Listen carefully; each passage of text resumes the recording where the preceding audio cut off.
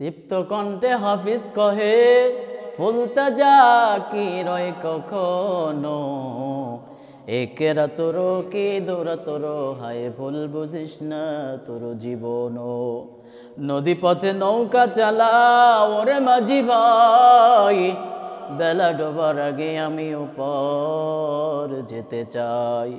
ডুবে গেলে বেলা রে আর সে তো উঠে না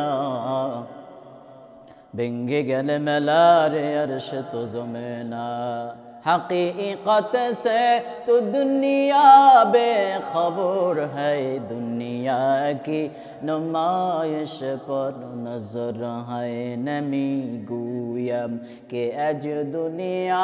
जुदा बश बहर करे के बाशी बा खुदा बाश ও আল্লাহর গোলাম ও নবীর উম্মত কেমন নবীর উম্মত হইলাম কেমন নবীর উম্মত যেই নবীকে গাছে চিনল মাছে চিনল জঙ্গলার পশু পাখি পর্যন্ত চিনল এমন একজন নবীর উম্মত আপনি আর আমি আল্লাহর গোলাম নবী আমার একদিন না দুই দিন না তিন দিন নয় 7 দিন পর্যন্ত না খায়া উপবাস আপনার আমার নবী রাস্তা দিয়া হাইটা যায় পেটে পাথর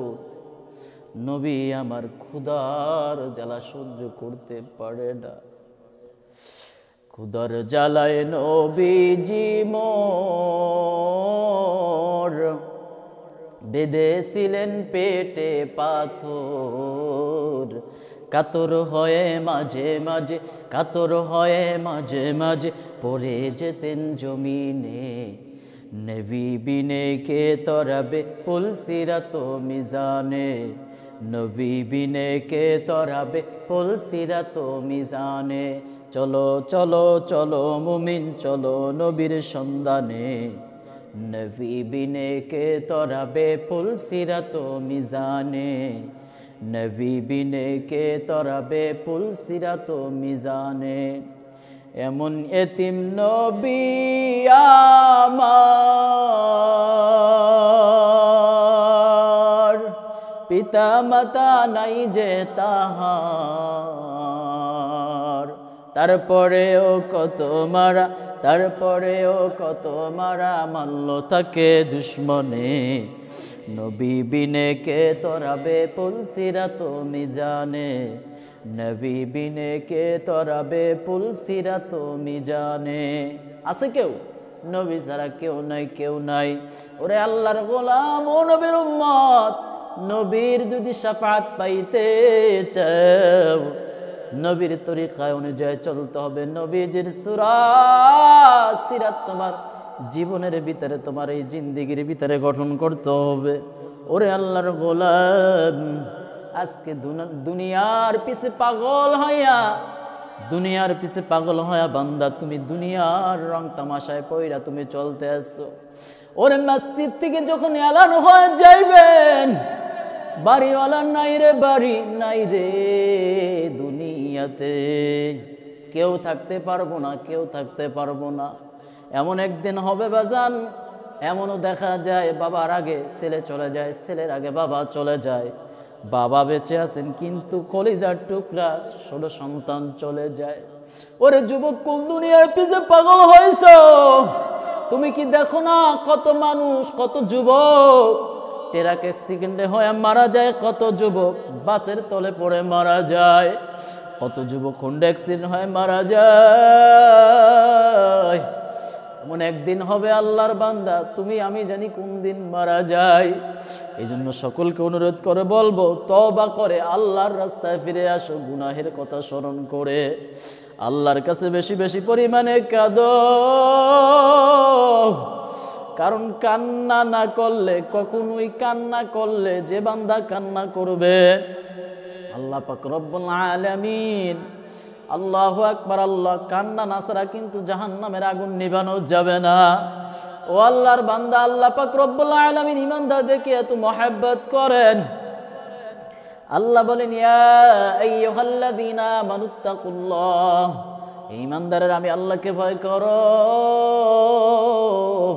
ওয়া কুনু মা'আস সাদিকিন, আমি আল্লাহকে ভয় করো, সাদিকিনদেরকে অনুসরণ করো, সাদিকিনদের সঙ্গে হয়ে যাও, সালেহিনদের সঙ্গে হয়ে যাও। আরে মরিও না, আল্লাহ বলছেন ওয়ালা তামুতুন্না ইল্লা ওয়া আনতুম মুসলিমুন, মরিও না মুসলমান না হইয়া। মুসলমানের অভাব নাই,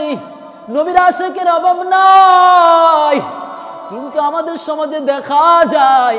আশিকের অভাব নাই, আশিকের অভাব নাই, কিন্তু নবীর ইজ্জতের বেলায় যখন মাঠে ডাক দেওয়া হয়, ওই ভণ্ড আশিকে রাসূল বলেন আমরা তো অমুক দলের লোক না, আমরা কেন এই মিছিলে নামবো? নবীর বিরুদ্ধে, নবীর ব্যাপারে কোনো ভাগ করা যাবে না, কোনো ভাগ করা যাবে না। ডাক যখন আসবে কেউ, তখন কিন্তু সবাই এক কাতারে স্লোগান দিয়ে মাঠে নামতে হবে, এক কথায় একমত, আমরা শেষ নবীর উম্মত। ভাই এই কথায় কোনো সন্দেহ আছে? হ্যাঁ, এক কথায় একমত, আমরা শেষ নবীর উম্মত, কোনো ভেদাভেদ নাই। আপনি এক দল করতে পারেন, আমি আর এক দল করতে পারি, কিন্তু নবীর বেলায় কোনো দলাদলি চলবে, সবাই এক কাতারে স্লোগান দিয়া ময়দানে নামতে হবে যে আমরা শেষ নবীর উম্মত, আমরা এক আল্লাহর গোলাম, শেষ নবীর উম্মত। অতএব কারণে আমরা সবাই চাবো, সবাই যেন কাঁধে কাঁধ মিলিয়ে, এক কাতারে যেন কাঁধে কাঁধ মিলিয়ে হাসরের ময়দানে যেন উঠতে পারি। যদি রসুলের শাফাআত চাই, রসুলের যদি শাফাআত চাই, তাহলে রসুলের উম্মত যদি আমরা দাবি করি, সুন্নত মানতে হবে, নবীকে মহাব্বত করার মতন করতে হবে, ইত্তেবা অনুসরণ করতে হবে। যদি ইত্তেবাই না করি, অনুসরণে যদি না করি, দাড়ি যদি কামাই, আর যদি বলি আমি নবীর আশেক, আল্লাহ নবী বলবে তোমার মতন আশেকের কোনো দরকার নাই। বহুত মুসল্লি নামাজ পড়ে পড়ে জাহান্নামে চলে যাবে, কারণ ফাওয়াইলুল লিল মুসাল্লিন, অধিকাংশ মুসল্লি নামাজ পড়ে জাহান্নামে চলে যাবেন। সাহাবায়ে কেরাম, আল্লাহর রাসূল যখন এই আয়াত পড়লেন, সাহাবায়ে কেরাম ডাক দিয়ে বলে রাসূলুল্লাহ, হাবিবাল্লাহ, নামাজ পড়ে কেন জাহান্নামে যাবেন? আল্লাহর নবী বলবেন নামাজ পড়ছে ঠিকই, কিন্তু দুনিয়া ন্যায়তের ভিতরে ভেজাল। অন্য নবীর উম্মতের দল ছিল ৭২টা, কিন্তু আখিরি নবীর উম্মতের দল ৭৩টা। সাহাবায়ে কেরাম ডাক দিয়া বলে ইয়া রাসূলুল্লাহ, এই ৭২ কাতার যে জাহান্নামে যাবে এরা কি সব হিন্দু, বৌদ্ধ, খ্রিস্টান? আল্লাহ নবী ডাক দিয়া বলে না না, হিন্দু, বৌদ্ধ, খ্রিস্টান তোরা এমনি বিনা হিসেবে জাহান্নামে যাবে। এই ৭২ কাতারের মধ্যেও মুসলমান থাকবেন, আর ওই এক কাতার জান্নাতে যাবেন। ৭২ কাতারের মধ্যেও নামাজি থাকবেন, ৭২ কাতারের ভিতরে তাহাজ্জুদ গুজার থাকবেন, ৭২ কাতারের ভিতরে দান বীর থাকবেন, ৭২ কাতারের ভিতরেও হাজী সাহেব থাকবেন। সাহাবায়ে কেরাম ডাক দিয়ে বলে ইয়া রাসূলুল্লাহ, হাবিবাল্লাহ, নামাজ পড়ে কেন বান্দা জাহান্নামে যাবে? দান করার পরে কেন বান্দা জাহান্নামে যাবে? হজ করার পরে কেন জাহান্নামে যাবেন? আল্লাহর নবী ডাক দিয়ে বলে আমার সাহাবায়ে কেরাম, অন্তরের ন্যায় বড় ভেজাল, ভেজাল ন্যায়ের কারণে বান্দা জাহান্নামে চলে যাবেন। আর আমি যে বলছি এক কাতার জান্নাতে যাবেন, ওই কাতারটা হলছেন আমি নবী, ওই কাতারটা হচ্ছেন ৭৩ কাতার। ওই কাতারে কারাজ থাকবেন যেই আমি যে বলছি মা আনা আলাইহি ওয়া আসহাবি, আমি নবী যে পথে চলছি, আমার সাহাবায়ে কেরাম যেই পথে চলছেন, ওই পথে যারা চলবেন, ওই মতে যারা চলবেন, তারাই কিন্তু জান্নাতে যাবেন। ওরে আল্লাহর গোলাম, এই জন্য সাবধান, অন্তরের ন্যায় পরিবর্তন করতে হবে। قل إن صلاتي ونسكي ومحياي ومماتي لله رب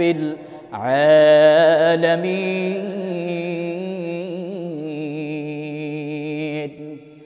আমার নামাজ, আমার রোজা, আমার হজ, আমার যাকাত একমাত্র সব হবে আল্লাহর জন্য।